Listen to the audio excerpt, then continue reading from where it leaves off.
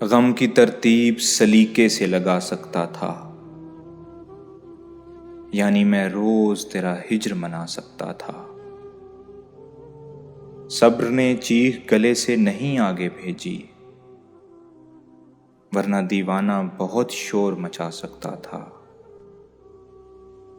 गैरते इश्क ने पत्थर का बनाया मुझको, वरना मैं खाक वहां उड़ के भी जा सकता था।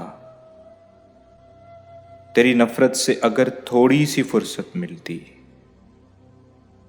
मैं मोहब्बत में बहुत नाम कमा सकता था। आप बेकार समझकर जिसे छोड़ आए हैं, एक वही शख्स मेरी जान बचा सकता था।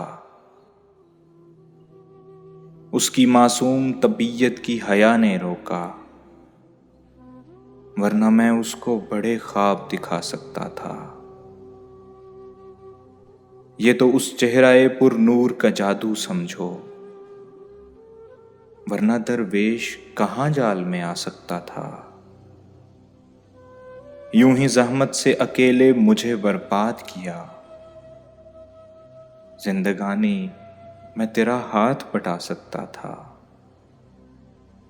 तुम ही तहसीन मेरी कदर न कर पाए, मैं तो वो था जो गया वक्त भी ला सकता था।